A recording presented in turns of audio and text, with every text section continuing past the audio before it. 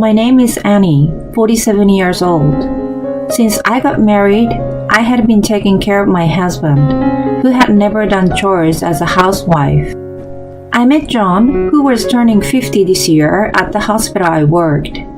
It was a common story, our nurse-patient relationship.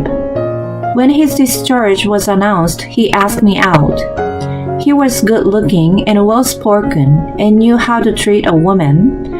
I was still naive back then and immediately fell for him. We had smooth sailing into the marriage afterward. Unfortunately, we weren't blessed with children, and our conversation diminished later in the marriage. But we still went out for special dinners to celebrate birthdays and anniversary. We weren't lovey-dovey, but an ordinarily middle-aged couple. Again? I sighed disapprovingly in the kitchen. John had been coming home late these few months. He often went to work on weekends too, so our barely existing couple time was becoming non-existent. I stared at an empty notification on my phone. He looked tech-savvy, but he was actually lagged behind and used a senior phone, which of course had messaging apps, email, and call functions. He didn't even have a Nokia before, but he willingly decided to get a smartphone, saying it must have been inconvenient for me. He wanted to master the phone, so he was training himself even in the bathroom for the first 6 months. Considering that it was a waste of the phone if he didn't use it for the purpose. Not hearing from him didn't mean I could go ahead and finish my dinner. He would have no doubt said, "Where's my dinner?" On the other hand, if I prepared food, "I already had dinner." It was a dilemma. I didn't mean to complain to a husband who came home exhausted from work. It was just a bit sad to have the leftover for my lunch the next day when I cooked it for him with love and care. One day, I got into our car to go shopping. It was normally used as John's private property, which he took to work on weekdays and sometimes on weekends, so I rarely had a chance to drive it. He was unusually at home that day.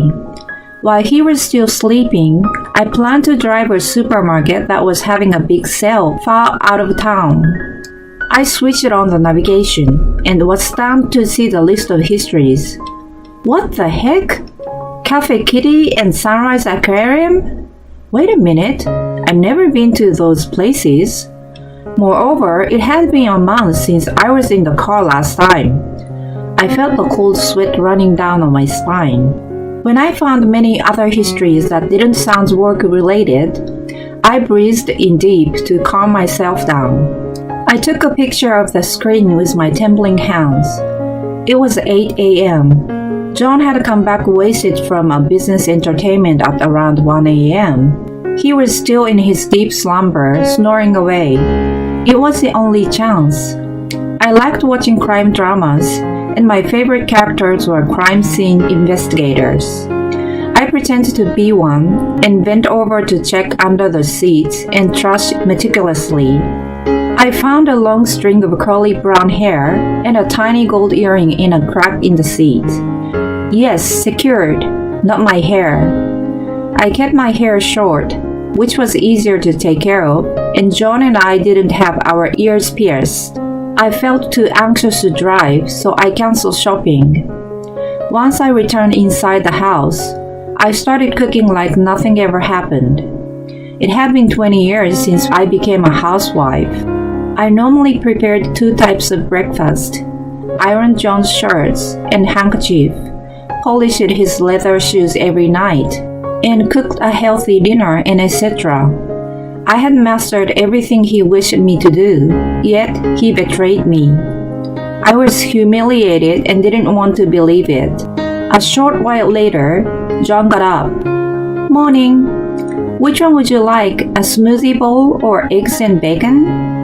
"I had too much to drink last night, so I will have a smoothie bowl." I left a newspaper on a dining table.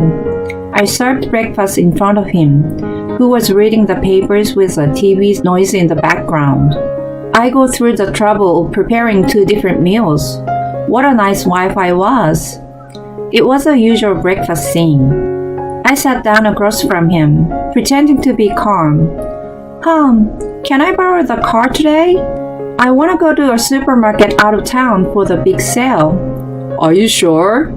You haven't driven for a long time. I will be fine. I will use the navigation. I don't trust you. I will go instead. I smiled at him, who spoke cautiously as if he was choosing the right words.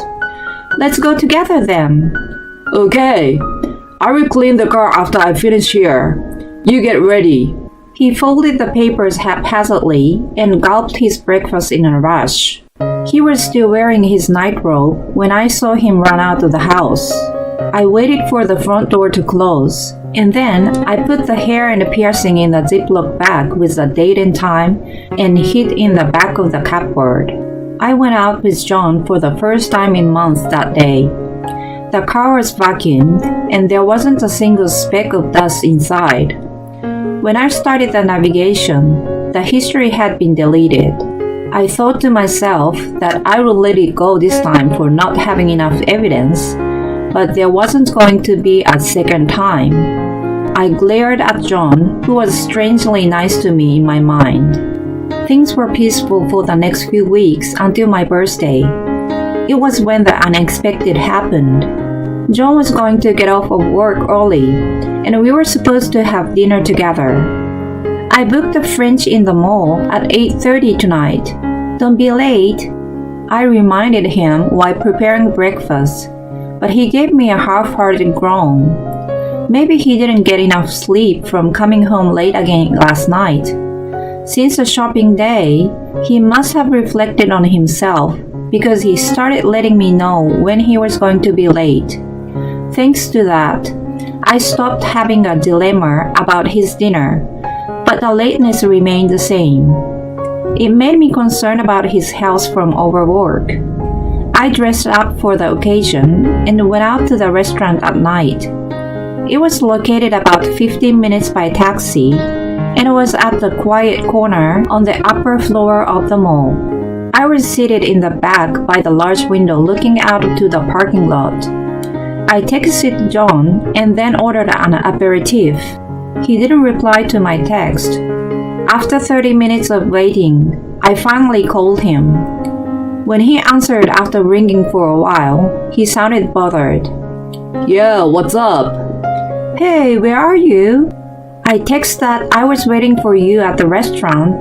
Oh yeah, my bad. I'm slammed at work and can't make it. What? What do you mean?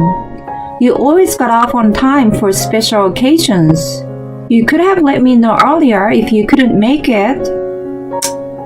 He clicked his tongue as if to say celebrating his wife's birthday was a nuisance.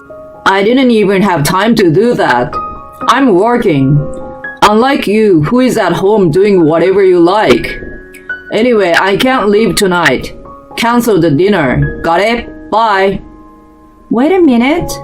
When I was about to hold him back, he had already hung up on me. It wasn't any day but my birthday. As I gave in, I called my waiter to explain the mishap and told him that I would pay for the pre-booked course. He kindly suggested having dinner alone and just paying for myself. As I contemplated, my phone pinged with a text from John. Did you cancel? I was upset with a one-line text without an apology. I sent back a bitter reply. Yeah, just your part. Then I turned to the waiter. I will take up on your suggestion, please. Even if I went back home now, there was nothing to eat.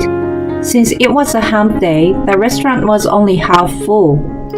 I decided to enjoy my birthday French dinner alone in quiet.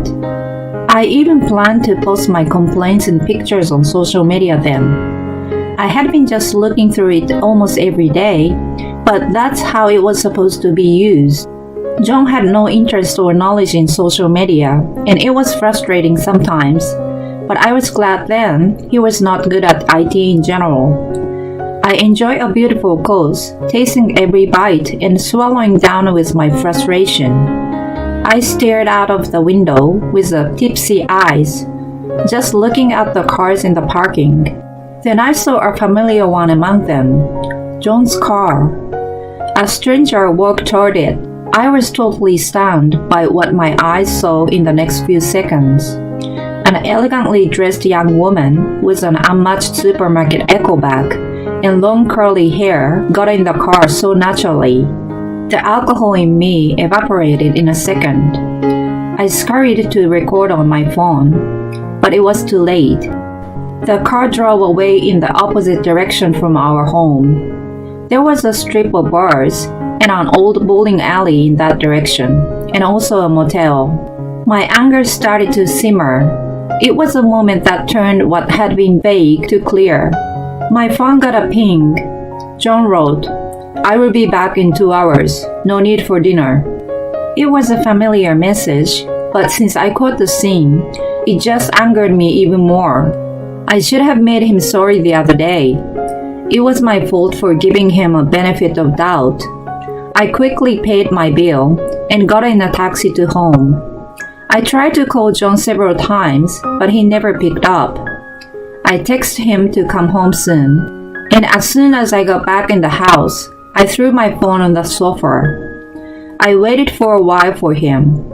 Then he finally showed up carrying his usual demeanor and passed me a supermarket echo bag. Hey, sorry to miss the dinner. This is for you. Inside a big bag, there was a piece of cake with a discounted price tag. If it was normal time, I could have laughed, but I was fuming instead. What were you doing? I was working. What kind of work is picking up a young girl and driving away? What? I threw back the bag with the cake at him. I went to grab the Ziploc from the cupboard and then shove it into him. I found these in your car. You are cheating on me. I want a divorce. He was flustered, and I was determined to get the truth. But I was astounded by what he had said next. What are you talking about? Where is your proof? What? Here, this is. And? He shouted at me so loud. I flinched, to which he grinned as if to say he won. I guess these were from the colleague I gave a ride to once. What I'm asking is if you have evidence that I'm having an affair. I saw unusual histories on your car navigation. I took a picture of it. And I saw you tonight. I only canceled your part and had my dinner there. I saw from the window your car picking up a woman in the parking. He deliberately let out a long sigh. What you saw on the navigation is from when I was looking for a place to take you. And our car you saw wasn't mine tonight. Yes, it was. Show me your proof. If you insist, you must have a picture. No. The moment I hesitated, he punched a wall. You get hysterical and accuse me of cheating when I'm so tired from work. And even disregard me for doing the least I can do. How can you be like that without concrete evidence? You should be ashamed of yourself. His outburst left me speechless. Seeing me stunned, he sat back on the sofa as if he was done with it. I'm not giving you a divorce. I want to take a bath. Get to it now. You better not forget to polish my shoes too. Fine. I knew it was pointless to argue with him. As soon as I turned my back to him, I heard his chuckles. The 20 years we got built together were falling apart. At the same time, my feelings toward John were freezing. I could only feel my anger and frustration. I carried out the tasks he had demanded in silence, and then, when he had fallen asleep, I packed basic things, took a spare key to the car, and left the house. It was dawn when I got to my parents' house. I explained my situation to them, who welcomed me back without a question. A few hours after I arrived, John called me. You, where are you? You're the worst wife, just taking off like that. It wouldn't have happened if you weren't having an affair. Drop it. I'm not divorcing you. Come back now. You are supposed to take care of me for the rest of your life. Something in me exploded. I was just a useful servant to him. His servant called the affair, but she wasn't supposed to meddle with it. If he didn't want to come out clean, then I had a plan. I was going to make him regret not owning up to his responsibility. Okay, I will get a lawyer. You will hear from him soon. I hung up before he could say anything. I wasn't gonna let him get away with it easily at this point. It made no sense to not demand alimony for adultery. I squeezed my phone tightly and called an office of a private detective. The day of the arbitration arrived a few weeks later. Of course, I had prepared well with my lawyer for this. John, on the other hand, was going to present himself. It was a great turn of the event for me. He must have thought that he could easily pressure me to submit to him like the other day, but I wasn't going to let that happen. I knew how well-spoken he was than anyone else. The arbitrator wasn't supposed to be influenced, but who knew if John wasn't going to try? I gladly accepted to face him. He showed up looking quite disheveled at the meeting. His shirt and pants were wrinkled and shoes were unpolished. It seems his mistress wasn't good at chores as I expected. The second he noticed me, he called out my name desperately and blubbered his love to me. Living alone must have gotten to his head. It was such a performance of his life. The arbitrator was astounded and watched him for a little while. When I knocked her with a cough, she finally silenced John. She asked me to present first, but it was John who opened his mouth. I quietly stopped her, who tried to quiet him. He declared his love and his faithfulness to me. He never cheated, was in love with me, and we always celebrated our anniversary over a special dinner. John's tearful plea was mixed with fact, which made it sound somehow realistic. I was quite annoyed. When the arbitrator finished with John, she turned to me. Now, can you please present your case? There was untruth in John's claim, his adultery. I had done the best I could to take care of him. His adultery is a betrayal. I asked for a divorce, that's all. I told you I never cheated on you. You better prove it. He really wanted to see the evidence. I was ready to give them to him. Firstly, please take a look at this. This is a picture of the car navigation histories that gave me suspicion in the first place. It's a print out of the picture.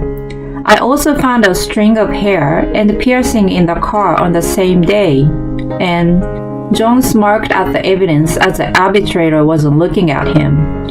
I opened my PC and faced the screen toward the arbitrator and John. This is a social media account of John's mistress.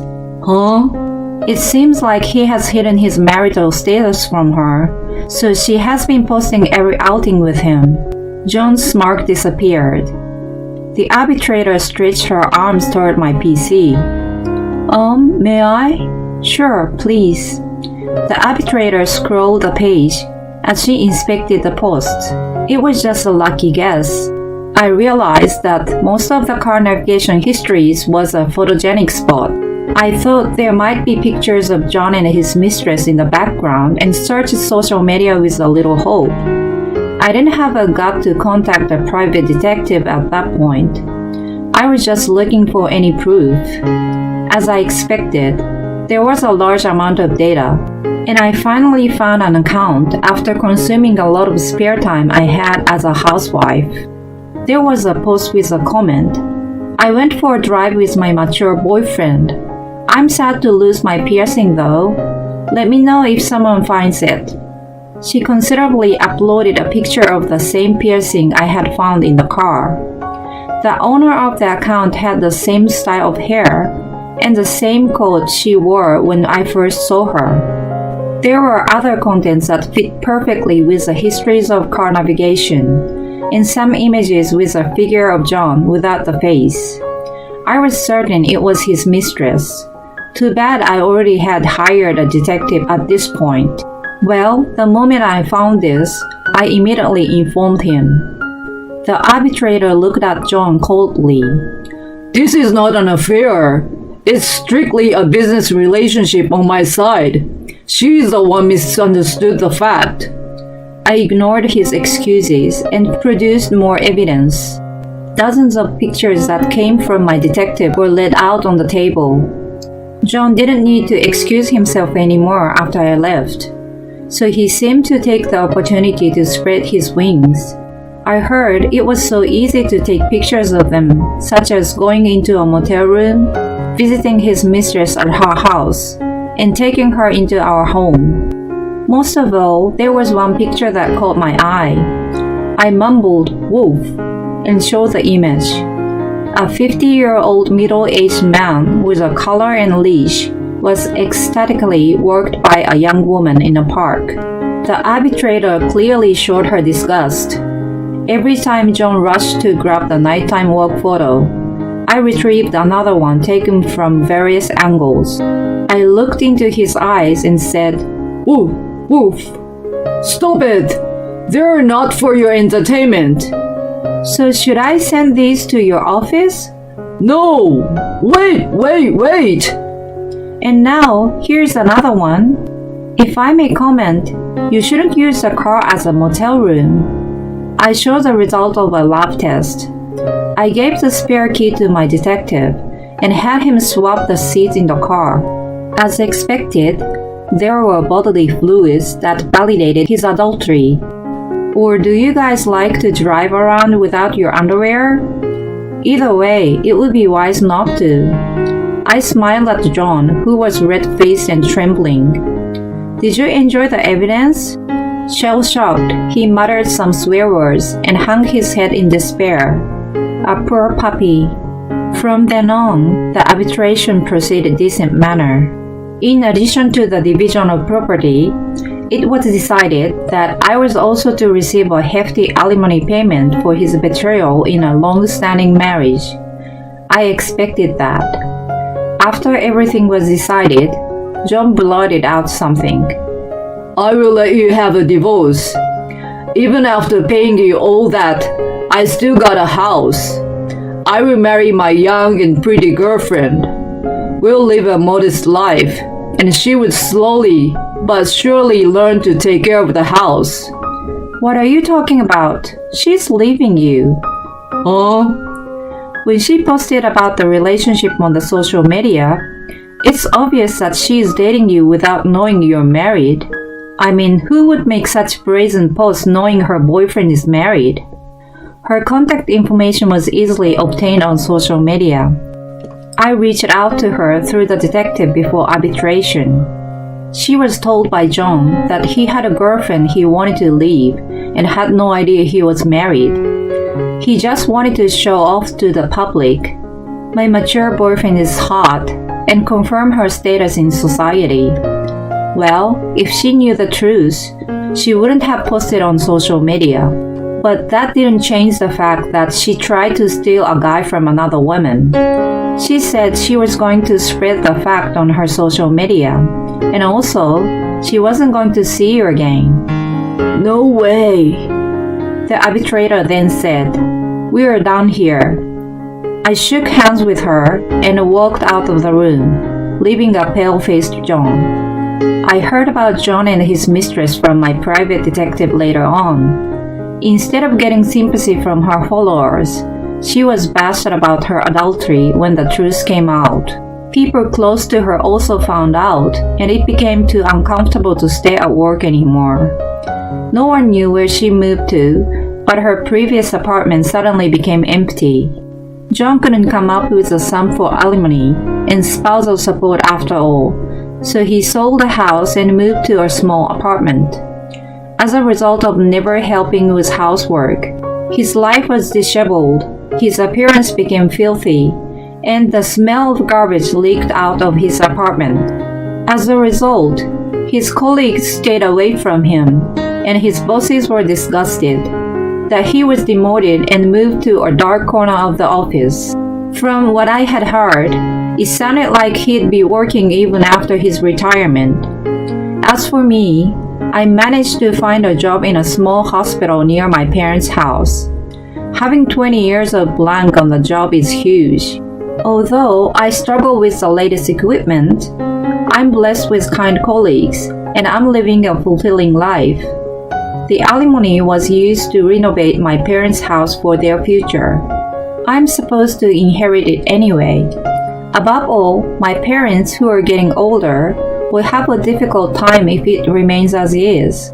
It's an old single-story house, but my parents were overjoyed when the interior was redecorated and it became cozier. The cost of the private investigation had reduced my savings, but I don't regret it. I can still work hard and make money again. I want to buy a car for the convenience of commuting and shopping when I save up enough money. Of course, if I have a boyfriend in the future, I won't use the car for anything other than its intended purpose.